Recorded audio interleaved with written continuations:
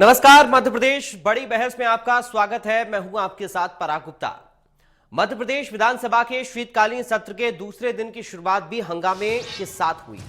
मध्य प्रदेश सरकार द्वारा लगातार लिए जा रहे कर्ज के विरोध में नेता प्रतिपक्ष उमंग सिंघार के नेतृत्व में कांग्रेस विधायक हाथों में कटोरा लेकर विधानसभा पहुंचे। विधानसभा परिसर में गांधी प्रतिमा के सामने जमकर नारेबाजी की। कांग्रेस नेताओं ने कहा कि सरकार लगातार कर्ज ले रही है, लेकिन प्रदेश का विकास नहीं हो रहा है। कांग्रेस के आरोपों पर बीजेपी ने पलटवार किया। डिप्टी सीएम राजेंद्र शुक्ल ने कहा कि सरकार नियमों के अनुसार कर्ज ले रही है। बीजेपी की सरकार में वित्तीय प्रबंधन बेहतर हुआ है। कांग्रेस के नेता आलाकमान के सामने नंबर बढ़ाने के लिए प्रदर्शन कर रहे हैं। कांग्रेस के प्रदर्शन पर नेता प्रतिपक्ष उमंग सिंघार ने कहा कि सरकार लगातार कर्ज ले रही है, लेकिन इस पैसे का युवाओं, किसानों, महिलाओं को कोई लाभ नहीं मिल रहा है। प्रदेश में प्रति व्यक्ति आय 50,000 रुपए नहीं है, लेकिन जब भी कोई बच्चा पैदा होता है तो वो 55,000 रुपए का कर्जदार होता है। मध्य प्रदेश की हालत भी ऐसी हो गई है। मध्य प्रदेश जल्द ही कटोरा प्रदेश बनने वाला है, इसलिए हम इस तरह का प्रदर्शन कर रहे हैं। गौरतलब है कि शीतकालीन सत्र का दूसरा जो दिन रहा वो प्रश्नकाल महिला विधायकों को समर्पित रहा। आज के प्रश्नकाल में सिर्फ महिला विधायकों के प्रश्न लिए गए, उन्हें आज विशेष समय दिया गया। इस दौरान विधानसभा में आंगनबाड़ी का मुद्दा गूंजा। बीजेपी विधायक ने पूछा कि बीते 5 सालों में प्रदेश में कितने आंगनबाड़ी केंद्र स्वीकृत हुए हैं और कितने निर्माण हुए। इस पर विभाग की मंत्री नीलमा भूरिया ने जवाब भी दिया और कहा कि 5 साल में 194 नए आंगनबाड़ी केंद्र खोले गए, 5,320 नए भवन की स्वीकृति मिली है, लेकिन केवल 1,399 ही नए आंगनबाड़ी केंद्र बन पाए हैं। राज्य में वर्तमान में 34,143 आंगनबाड़ी केंद्र भवन विहीन है। 4,044 आंगनबाड़ी केंद्र जर्जर हालत में है। इस बीच वित्त मंत्री ने अनुपूरक बजट पेश किया। आज इसी मुद्दे पर विस्तार से होगी बात। चर्चा के लिए कुछ खास मेहमान जुड़ेंगे, उससे पहले सुनते हैं किसने क्या कुछ कहा। सरकार से पिछले 2 महीने में 7,500 करोड़ का 2021 से लेकर 2024 तक, जहां सरकार ने 1.22 मतलब 1,22,000 करोड़ का कर्ज ले लिया। सरकार इतने 1 साल के अंदर पैसा ले रही है, लेकिन आज विकास नहीं हो पा रहा। आज इंफ्रास्ट्रक्चर खराब हो गया, सड़कें खराब हो गई, अस्पताल बन नहीं पा रहे, स्कूल बन नहीं पा रहे। तो हमारा ये कहना है किसानों को खाद नहीं मिल पा रही, इंपोर्ट नहीं कर पा रही, लाडली बहना को नहीं दे पा रहे। आप पैसा 3,000, आप धान खरीदी की आपने 3100 की बात नहीं, तो ये पैसा कहाँ जा रहा है? ये पैसा सरकार कर्ज तो ले रही है, लेकिन सरकार के मंत्री और मुख्यमंत्री इस कर्ज से घी रहे। कांग्रेस के लोग गुमराह कर रहे हैं। किसी भी राज्य के सकल घरेलू उत्पाद का 3% कर्ज लेना उस प्रदेश की तरक्की के लिए बहुत ज़रूरी है। और मध्य प्रदेश ने जो भी कर्ज लिया है वो 3% की सीमा के अंदर लिया है, और इसलिए यदि इतना कर्ज हम नहीं लेंगे तो हम पूंजीगत व्यय और किसी भी प्रदेश को आगे बढ़ाने का काम नहीं कर पाएंगे। कांग्रेस ने को लंबे समय तक मौका मिला, उन्होंने इस प्रदेश को बीमारू राज्य बनाया, और आज अब प्रदेश हिंदुस्तान के बेहतरीन राज्यों में से एक शामिल होने जा रहा है, तो इस प्रकार के भ्रम फैलाने की वो कोशिश कर रहे हैं। जिस तरह से मध्य प्रदेश में हर महीने 5,000 करोड़ लेना पड़ रहे हैं, और आज 4 लाख करोड़ से ज्यादा मध्य प्रदेश पर कर्ज होने जा रहा है, और प्रति व्यक्ति 55,000 से ज्यादा का कर्ज मध्य प्रदेश पर हो गया है, और सरकार जो विकास के कार्य है वो नहीं कर पा रही है। सैलरी जो देना चाहिए, जो कर्मचारियों को सैलरी देनी, वो नहीं दे पा रही। आंगनवाड़ी में जो भवन निर्माण होना चाहिए वो नहीं दे पा रही है, और बड़े बड़े इनके कार्यालय बनाने के पास इनके पास पैसे है। 4-4 करोड़ के भाजपा के कार्यालय बन रहे हैं, पर जो गरीब को जो सुविधा मिलना चाहिए वो नहीं मिल पा रही है। तो और ये चीज को मुख्यमंत्री जी को समझना चाहिए कि अगर आंगनवाड़ी भवन ही नहीं होगा तो फिर बच्चों की और जो माता हैं, जो गर्भवती महिलाएं, उनकी देखभाल कैसे कर सकते हैं। सभा में मंत्री जी ने बताया कि 3% से ऊपर हमारी उसका लोन नहीं लिया है, और जो 3% तक या 3% से कम लोन लेती है वो विकसित राज्य में गिनती होती है। आप बात कर रहे हैं लोन और ये सब, आप देखिए ना देश कहाँ जा रहा है। व्यक्ति की आय देखिए, आप आपसे ही अंदाजा लगाइए। जो 500 का नोट तोड़ते नहीं थे ना, वो 50,000 की गड्डी तोड़ने में टाइम नहीं लगाते। आंगनबाड़ी की स्थितियां क्यों ठीक नहीं है? गरीबों के लिए वो मिल रहा है भोजन, मध्याह्न भोजन, उनके लिए जो क्या कहना चाहिए जिससे उनका आहार सही से मिल सके बच्चों का। देखिए त्रुटि तो होती है, लेकिन अच्छा करने का प्रयास। इस वक्त हमारे साथ दो खास मेहमान जुड़ गए हैं, आपका परिचय करा दें, उसके बाद चर्चा करेंगे इसी मुद्दे पर। आज हमारे साथ प्रियंका दुबे हैं जो बीजेपी से प्रवक्ता हैं। प्रियंका जी आपका स्वागत है। हमारे साथ कांग्रेस पार्टी से प्रवक्ता अमित चौरसिया हैं। अमित जी आपका स्वागत है। प्रियंका जी शुरुआत आपके साथ ही कर रहा हूं। विपक्ष ये कह रहा है कि आप लोग की सरकार कर्ज बहुत ज्यादा ले रही है, क्या कुछ गुणा गणित है आप लोगों के कर्ज का, जरा बताइए। प्रियंका जी पहला रिएक्शन आपका। मध्य प्रदेश में डबल इंजन की सरकार है जो विकास कार्य में निरंतर कार्य करती चली जा रही है। और आज अगर हम बात करें, चाहे इंफ्रास्ट्रक्चर के डेवलपमेंट की बात करते हैं, चाहे इंडस्ट्रियल ग्रोथ की बात करते हैं, या इंडस्ट्रियल इन्वेस्टमेंट की बात करते हैं, या अगर कृषि के विकास दर की बात करें, या फिर अगर हम आज जो काली सिंध परियोजना के माध्यम से जो सिंचाई के रकबे को और जो आज हम लोगों ने पंख दिए हैं, जिसके कारण हम कह सकते हैं कि जो आसपास के हमारे जो 11 जिले भी उससे और लाभान्वित होंगे और उनका और डेवलपमेंट होगा। इस तरह से अगर हम बात करें तो मध्य प्रदेश जो है आज एक बीमारू राज्य से हट करके आज अगर हम बात करें सुचारू राज्य और विकसित मध्य प्रदेश बनने की ओर अग्रसर है। तो ये मध्य प्रदेश सरकार की अगर हम बात करें तो सफलता है। और एक साल के अंदर अगर हम देखा जाए तो जिस प्रकार से नए नए आयामों के ऊपर कार्य किया गया है, तो ये भारतीय जनता पार्टी की सफलता है जिसका आकलन भी किया जा रहा है। और जहां पर भी जो भी कमियां देखी जाती हैं उनके ऊपर चर्चा करके उन समस्याओं का निदान करने के लिए भारतीय जनता पार्टी की सरकार प्रतिबद्धता के साथ कार्य कर रही है और प्रदेश के हित में सर्वोपरि करते हुए आगे बढ़ रही है।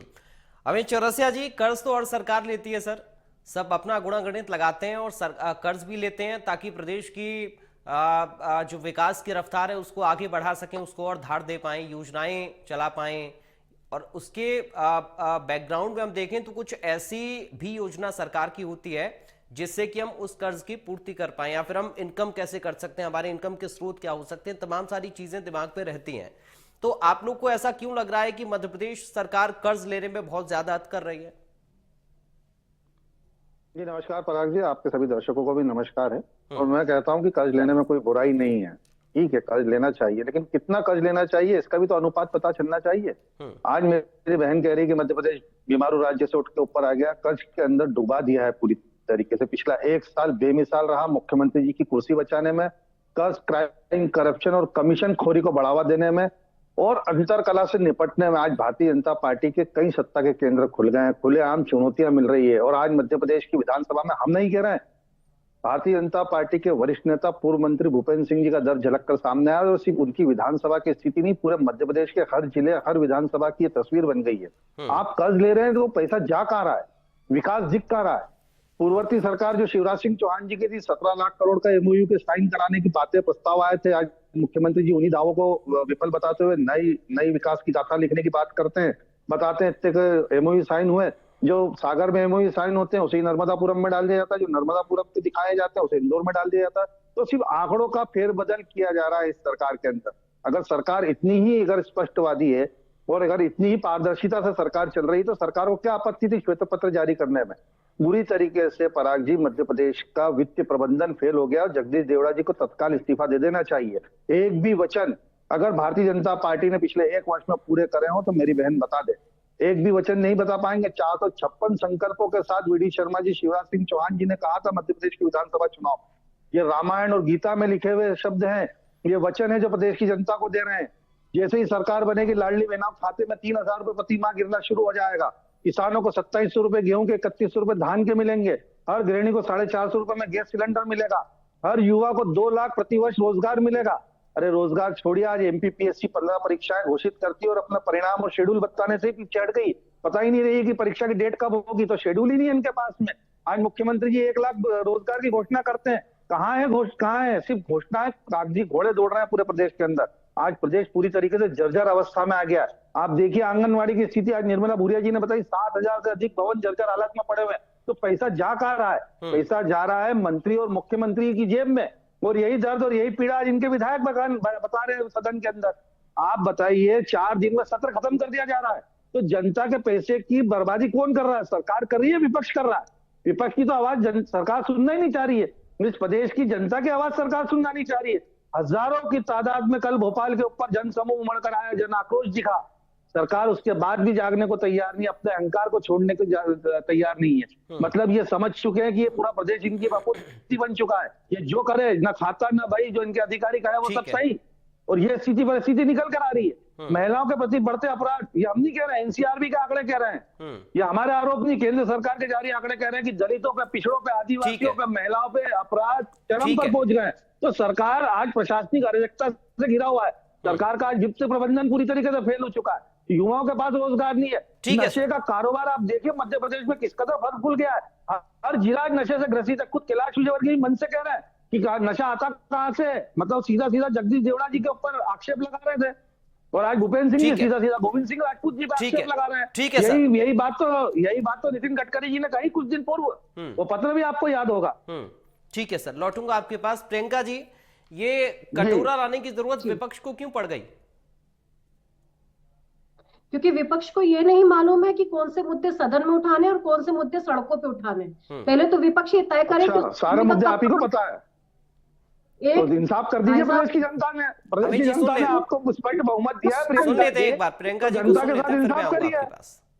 कटोरा तो आपने प्रदेश की जनता के हाथ में पकड़ा दिया है। अमित जी प्लीज एक बार सुन लेते हैं एक एक करके। समय मिला था। प्रियंका जी बोलिए। जब आप बोले सदन के मुद्दे जब सदन में उठाने होते हैं तो ये विडंबना है कि वो हमारे ही मंत्री, कभी राठौड़ जी, कभी गोविंद सिंह जी, हमारे विधायक उन जनता के विषयों को सदन में उठा रहे हैं, ध्यान आकर्षण करवा रहे हैं, उनके ऊपर चर्चा की जा रही है। जहां पर जाकर के इन्हें विषय रखने चाहिए वहां पर ये लोग नदारद हैं, क्योंकि इन्हें करना कुछ नहीं है, विजन नहीं है, नियत है नहीं, नीति है नहीं, नेतृत्व तो इनका पूरा नकारा है। लेकिन जो मुद्दे सशक्त है तो चलाइए ना सदन के पूरे दिन, 4 दिन 5 दिन में सदन क्यों बंद कर देते हैं? आज भी सदन क्यों स्थगित कर दिया? प्रियंका जी बताइए ना, आपके नेता नकारा नहीं है, बहुत सक्षम है, तो मुख्यमंत्री जी बहुत सक्षम है। ये नोटंकी करना बंद करिए, जनता को जवाब दीजिए। जनता जवाब मांग रही है आपसे। सदन क्यों नहीं चलने दे रहे हैं? सदन क्यों नहीं चलने दे रहे हैं? क्यों सदन स्थगित करना पड़ रही है आप लोगों को? सदन चलाइए ना, जिस नशे की जनता को जवाब दीजिए, जनता को जवाब दीजिए। तुषार गोयल इनका व्यक्ति उसमें लिप्त निकलता है, लेकिन पूरे प्रदेश को नशे का कारोबार बना दिया आपने। जगह जगह नशा बिक रहा है। रोजगार, युवा आपसे पूछ रहा है रोजगार कहाँ है, उसको रोजगार नहीं देंगे आप। किसान पूछ रहा खाद कहाँ है, यूरिया कहाँ है, तो काला बाजारी आपके करेंगे। जवाब दीजिए। ठीक है, एक एक करके अमित जी एक एक करके जवाब ले लेते ना, एक एक करके एक एक मुद्दों पर जवाब ले लेते हैं। एक साथ आप लोग बोलेंगे तो समझ नहीं आएगा, समय से होगा। प्रियंका जी मैं ठीक है, प्रियंका जी आइए, उसी मुद्दे पर आइए प्लीज। मैं मुद्दों पे ही बात कर रही हूँ।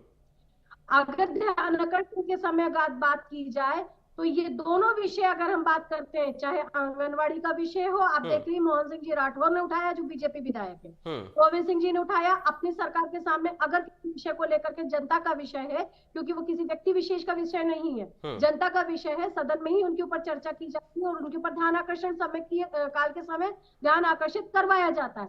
उन समय अगर बात की जाए तो अगर हम बात करते हैं रूरल इंजीनियरिंग सर्विसेज को मनरेगा के तहत आंगनवाड़ी की अगर बात करें मरम्मत और उनके बनाने की, उन्नयन करने के लिए टेंडर दिए गए हैं। 12,000 से ज्यादा अगर आंगनवाड़ियों की बात करें तो मिनी आंगनवाड़ियों को उन्नयन करने की प्रक्रिया जो है वो सतत चल रही है। इसके अलावा हमारी जो मंत्री है निर्मला भूरिया जी ने स्पष्ट किया है कि हम वो मॉडल लेकर के आ रहे हैं जिसमें उनको अच्छे से अच्छा वातावरण में मिल सके और भवनों का निर्माण भी किया जा सके। परंतु ये बड़ा ही दुखा दे कि जो विषय है अगर हम बात करें तो विपक्ष को जिन चीजों पे ध्यान आकर्षण करवाना चाहिए उस पर सरकार ही ध्यान आकर्षण करवा रही है। ठीक है, आप इस पे ध्यान दीजिए। ठीक है, लेकिन एक प्रियंका जी विपक्ष के सदस्य ये कह रहे हैं कि जितनी इनकम प्रति व्यक्ति नहीं है उतना कर्ज हो गया है। जी देखिए, प्रति व्यक्ति अगर आय में बात करती तो नीति आयोग की रिपोर्ट है जो कि 1,46,000 के करीबन पर कैपिटा इनकम प्रदेश की खुद अंकित करती है। इसके बाद अगर हम बात करें, आप लोगों ने भी चर्चा करी थी, कई चैनल्स के ऊपर इस पे डिबेट हुई थी कि हम जो अपने टैक्स का जीएसटी कलेक्शन जो कि स्टेट गवर्नमेंट कलेक्ट करके पूरा जो पे करती है सेंट्रल गवर्नमेंट को, उसका भी हमें पूरा परसेंटेज नहीं मिलता। अगर हम बात करें, हमारे माननीय डिप्टी सीएम सर ने भी ये बात कही कि हम लोग 3% तो फिर डबल इंजन की सरकार कहाँ गई प्रियंका जी आपकी, अगर नहीं मिलता है तो? सिया जी, ये डिबेट है आपका, पीसीसी कार्यालय नहीं जहाँ कुर्सियां लड़ने लगते हैं। कुर्सियां थोड़ा सा धैर्य रखिए। वो तो मंडल अध्यक्षों की नियुक्तियों में अमित जी आऊंगा सर, आऊंगा प्लीज। आपने अमित जी आऊंगा एक बार, प्रियंका जी पूरी बात रखें। देखिए फैक्ट्स, देखिए आपने फैक्ट्स की बात की है तो मैं भी फैक्ट्स पर ही जाना चाह रहा हूँ। वो रख रहे हैं, उनको रखने तो मैं भी तो यही कह रहा हूँ पराग जी, उनसे यही तो पूछ रहा हूँ कि सरकार उनकी डबल इंजन की सरकार अभी यही बता रही है, कनेक्शन नहीं मिल पाता। एक बार रखने तो दीजिए, फिर मैं आऊंगा आपके पास। प्रियंका जी बोलिए। जी, नेतृत्व भी नकारा है ना, तो सुनने वाले भी नकारा ही होंगे, सुनने की आदत ही नहीं है ना। प्लीज समझ प्रियंका जी, ये जरा इनको कहिए कि अपनी भाषा पे नियंत्रण रखें। महिलाएं प्रियंका तो जी आइए। सम्मान है, लेकिन ये दोनों शब्दों का चयन ठीक करें अपना। आप अपने आचरण को नियंत्रित कर लीजिए, मेरी भाषा नियंत्रित हो जाएगी। मेरा आचरण थोड़ा नियंत्रित नहीं है मेरी बहन। आप बोलने से पहले जरा सोचिए, महिला है तो उसका मतलब नहीं कुछ भी बोलेंगे आप। तो मैं आपके लिए आचरण को आपके व्यवहार प्लीज दोनों से मैं कहूंगा निजी मत होइए प्लीज। प्रियंका जी, अमित जी निजी मत होइए, पार्टी का पक्ष रखिए दोनों अपनी अपनी। अमित जी मैं आऊंगा, थोड़ा सा रुक जाइए। प्रियंका जी बोलिए, आप मुद्दे पर आइए प्लीज। मेरा आचरण निर्भर करेगा। प्रियंका जी आइए, मुद्दे पर आइए आप। जी, तो मैं वही कह रही हूँ कि जिन मुद्दों के ऊपर अगर हम चर्चा करते हैं, ये हमने खुद ने कहा कि जितना आज की डेट में हम जीएसटी कलेक्शन करके और टैक्सेस कलेक्शन करके सेंट्रल गवर्नमेंट को आज जो पे करने की कंडीशन में आ चुके हैं, उसका अगर हम बात करें तो उसका परसेंटेज भी हम अभी पूरी तरीके से अपने प्रदेश और इंफ्रास्ट्रक्चर के लिए अभी नहीं ले रहे। तो अगर हम बात करते हैं, और ये बहुत सिंपल सी चीज है कि जो हम लोग अभी भी लोन लेते हैं, लोन पेइंग कैपेसिटी, अगर हम बात करें हमारी पेइंग कैपेसिटी को देखते हुए, ये सिर्फ हम नहीं, ये पूरी स्टेट एजेंसीज भी और अपने सेंटर की एजेंसीज भी उन सब चीजों का वैल्यूएशन करने के बाद ही इंफ्रास्ट्रक्चर के डेवलपमेंट के लिए हमें देती है। और आज मैं बड़े गर्व के कह सकती हूँ कि 2,46,000 करोड़ से ज्यादा का इन्वेस्टमेंट अगर अलग अलग रीजनल समिट्स के माध्यम से आया है। और ये एक और मैं आपके फैक्ट आपकी जानकारी के लिए बता दूं कि विक्रमपुर, जो भाई साहब का कहना पड़ा कि ग्राउंड के ऊपर इन्वेस्टमेंट में कुछ नहीं हो रहा है, ये मैं नहीं कह रही हूँ कि वहां पर जब आज दूसरी इंडस्ट्रीज लगाई गई हैं तो वहां के शामिक बसु जी ने अपना रिप्लाई दिया है कि सिर्फ 8 हफ्ते के अंदर उनको 5 एकड़ भूमि का अलॉटमेंट हुआ और 3 हफ्ते के अंदर उनका ग्रीन एनर्जी जो वहां पर लगाया गया। ये मैं नहीं कह रही हूँ, ये उद्योगपति का रिप्लाई आया है। इतनी जल्दी वहां पे विक्रमपुर उद्योग जो है विक्रमपुरी उज्जैन देवास मार्ग के ऊपर जो डेवलपमेंट किया गया, इंडस्ट्रियल डेवलपमेंट किया जा रहा है, उसके अंदर सरकार पूरी तरीके से प्लग एंड प्ले अवेलेबल करवा रही है। मैं नहीं, उद्योगपति का रिप्लाई। तो आप थोड़ा सा आंकड़ों के ऊपर चर्चा कीजिए, उसके बाद बात करेंगे तो बेहतर होगा। ठीक है अमित जी बोलिए, अब रखिए अपनी बात आप। पराग जी ना भाई ना खाते और जो कहे वो सब सही, तो कैसे किन आंकड़ों पे बात करें? आज पूरे कैबिनेट के अंदर अंतरकला की सबसे बड़ी वजह यही है कि सारा उद्योग, सारा विकास सब तो उज्जैन जिले में जा रहा है। ये हम नहीं कह रहे हैं, ये तो भारतीय जनता पार्टी के नेता कह रहे हैं। खुद कैलाश विजयवर्गीय जी ने कैबिनेट में इस बात को उठाया था। मेरी बहन शायद इससे इत्तेफाक नहीं रखती होंगी। इनके गोपाल भार्गव जी, इनके वीरेंद्र कुमार खटीक जी, जनार्दन मिश्रा जी, सिद्धार्थ तिवारी जी, प्रहलाद पटेल जी, ज्योतिराज सिंधिया जी, ऐसी लंबी फेरिस्त हो गई है इस सरकार के अंदर की अंतरकला की। और आज जो कटोरा दिखा के जो प्रतीकात्मक विरोध करा है, वो बताने का प्रयास किया है कि मध्य प्रदेश की सरकार ने इस इंदौर, पूरे मध्य प्रदेश की जनता के हाथ में कटोरा पकड़ा दिया है। एक तरफ लाडली बहना के हाथों में पैसा देंगे, दूसरी तरफ जीजा के जेबों पे डाके डालेंगे। ये कर्ज की वसूली किससे होगी? इस प्रदेश की आम जनता से होगी, भोली वाली जनता से, जिसे सब जवाब भारतीय जनता पार्टी ने 1 वर्ष पूर्व दिखाया था विधानसभा चुनाव के अंदर। आज मैं पूछता हूँ कि 2 लाख प्रति साल के जो रोजगार की बात की वो कहाँ गई? और श्वेत पत्र जारी करने में फिर सरकार को इतना परहेज क्यों? जिस तरह से मेरी बहन अगर इतने ही आंकड़े बता रही है, तो सरकार अपना श्वेत पत्र जारी करके प्रदेश की जनता को दूध का दूध और पानी का पानी कर दे। आज किसी भी रोड पे चलिए पराग जी, बिना टोल के आप रोड पार नहीं कर सकते हैं। तो टोल वाले तो रोड है आपके, और आधे से ज्यादा टोल रोड की हालत खराब पड़ी हुई है। आज इंदौर, जबलपुर, भोपाल जैसे शहरों को देख लीजिए, सड़कों की हालत क्या हो गई, गड्ढों में सड़क और सड़क में गड्ढा। ये मेरी बहन अभी बेतवा लिंक परियोजना की बात कर रही थी, नर्मदा शिप्रा योजना की आप सीधे हालत देख लीजिए। आप आचमन छोड़िए, आप स्नान नहीं कर सकते उसके अंदर, शिप्रा नदी के अंदर जाके। तो ये तो स्थिति है भ्रष्टाचार की भारतीय जनता पार्टी की। और सिर्फ पूरा 1 साल मुख्यमंत्री जी ने अपनी कुर्सी बचाने के लिए और मध्य प्रदेश में विभाजनकारी राजनीति करके इस तरह ध्यान लोगों का भटकाया जाए। ठीक है सर, ठीक है। प्रियंका जी इस पर एक जवाब देना चाह रही है, मैं उनसे जवाब ले लूं, फिर मैं लौटकर आपके पास आ रहा हूं फाइनल कमेंट के लिए। प्रियंका जी बोलिए। ठीक है परा, ठीक है। कल 455 संकल्पों में से 45 से ज्यादा संकल्प पूर्ण किए जा सके और 268 से ज्यादा जो है वो ऑन गोइंग है, वो भी स्पीडली। तो आपकी जो संकल्प पत्र की बात है मैं उसको तय कर दूं। दूसरी चीज, आप लोगों ने बहुत ज्यादा ढिंढोरा पीटा था कि आप लोग की रीजनल समिट से क्या होगा, जबकि ये बात मैं नहीं कह रही हूँ, इंडस्ट्रीज कह रहे हैं कि प्लग वे स्ट्रक्चर वहां पे एप्लीकेबल है और 31 करोड़ से ज्यादा तो जो छोटे जिलों को लोकल फॉर वोकल के लिए किया जा रहा है। तो आप लोग उन आंकड़ों को भी देख लीजिए जिनके माध्यम से लोग आज की डेट में अगर रोजगार का सृजन भी कर रहे हैं और नवाचार भी हो रहा है, जिसके कारण इंडस्ट्रियल ग्रोथ और पर्यटन दोनों में डेवलपमेंट हुआ। तीसरी चीज, नेविएशन के माध्यम से जो अलग अलग एयरपोर्ट्स स्टैब्लिश किए गए, जरा ग्राउंड पे जाकर के उन जमीनों के भाव पूछिए। जो कोड़ी के मोल पे चलती थी जमीनें, आज अगर हम बात करें तो करोड़ों में व्यक्ति वहां के मुआवजे भी लेकर के बैठा हुआ है और वहां पर अपनी जमीनों के रोजगार का भी सृजन कर रहा है, दूसरे लोगों को भी रोजगार दे रहा है। और नेविएशन के माध्यम से मध्य प्रदेश में आज अगर आवागमन भी सुगम हुआ है और दूसरे अगर नवाचार की उन इंडस्ट्रीज को स्टैब्लिश करने के साथ ही साथ नेविएशन के माध्यम से पर्यटन तो बढ़ेगा ही बढ़ेगा और वहां का जो डेवलपमेंट स्थानीय स्तर पर होगा वो आप लोग की सोच से परे है। लेकिन किसी भी शुभ और अच्छे कार्य का कांग्रेस के हमेशा छाती पीटना पुरानी आदत रही है, मंगल कार्यों में विघ्न डालना आपकी आदत रही है, वो आप लोग करिए, क्योंकि आपको न सदन की राजनीति पता है न सड़कों की राजनीति आपको पता है। ठीक है, है, आपको जहां ठीक है, बहुत संक्षेप में, ठीक है प्रियंका जी, हो गया। अमित जी, बहुत संक्षेप में फाइनल रिएक्शन चाहूंगा। तथ्यों पर बात हो, आंकड़ों पर बात हो और जनता के सामने असल तथ्य पेश किए जाएं, ना कि सिर्फ हंगामा बरपा कर गुमराह किया जाए। इस पर क्या आप सहमत हैं अमित जी? देखिए पराग जी, पिछले 1 वर्ष में मोहन सरकार में 4 विधानसभा के सत्र और कितने दिन चले, मात्र 4 या 5 दिन। जुलाई का जो मानसून सत्र था जिसमें बजट पेश किया गया वो 1 तारीख से लेकर 19 जुलाई तक चलना था, जिसे भी 5 जुलाई को खत्म कर दिया गया।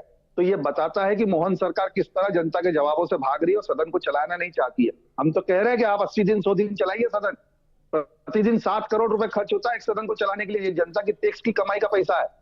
क्यों भाग रही है भारतीय जनता पार्टी सदन चलाने से? क्यों जवाब देने से भाग रही है भारतीय जनता पार्टी? अरे आप स्पष्ट जवाब दीजिए ना। आपकी सरकार का आईना तो आपके भाजपा के विधायक दिखा रहे हैं सदन के अंदर, किस तरह भ्रष्टाचार आपने फैला दिया इस प्रदेश का। प्रदेश की पहचान घोटाला प्रदेश की बना दिए। क्राइम, करप्शन और कमीशन 4K की सरकार आज मोहन सरकार की चल रही है। इसने मध्य प्रदेश की पहचान आज घोटाला प्रदेश की पहचान बना दी है। ठीक है, बहुत संक्षेप में प्रियंका जी, बहुत संक्षेप में 1 लाइन में उत्तर। जितने दिन सदन चलता है उसमें भी तो तुम लोग सड़कों पे नजर आते हो, सदन में चर्चा करने के लिए उपस्थित हो कहाँ रहे हो? चाहे लोकसभा की बात कर ले, चाहे विधानसभा की बात कर ले, सदन पे चर्चा आप लोग करना ही नहीं चाहते। आपका वहां नेतृत्व हमेशा धर्म के ऊपर राजनीति करना चाहता है और दोषारोपण भाजपा पे करता है। यहाँ अगर हम बात करें तो आप लोग कटोरा लेकर के हंगामा करने चले गए चर्चा करने के स्थान पर। चर्चा करने के लिए आपका, चलिए, तस्वीर कुछ इस तरीके की नजर आ रही सदन के बाहर। हम लोकसभा की कार्यवाही भी देख रहे हैं और प्रदेश में विधानसभा की कार्यवाही भी देखी है, लेकिन हम चाहते हैं कि असल मुद्दों पर चर्चा भी हो और अगर तथ्य कहीं गलत हैं तो उनको सुधारा जाए। विपक्ष ऐसी आवाज बने कि सत्ता पक्ष और बेहतर काम करे और सत्ता पक्ष की जिम्मेदारी है कि अगर कहीं पर कोई विपक्ष की आवाज बुलंद हो रही है तो उस मुद्दे पर भी अपने तथ्यों को जनता के सामने पेश करें, सड़क से लेकर सदन तक। फिलहाल ये तस्वीरें हम देख रहे हैं और आपको दिखा भी रहे हैं कि कटोरा लेकर किस तरह प्रदर्शन किया कांग्रेस पार्टी के विधायकों ने, विपक्ष के विधायकों ने, सदस्यों ने, और सरकार भी इसका अपने अंदाज में जवाब दे रही है। बहुत शुक्रिया आप दोनों का करूंगा, क्योंकि समय आज मुझे बड़ी बहस के लिए इतनी इजाजत दे रहा है। प्रियंका दुबे जी आपका शुक्रिया, अमित चौरसिया जी आपका बहुत शुक्रिया बड़ी बहस में शामिल होने के लिए। तो फिलहाल मुझे दीजिए इजाजत।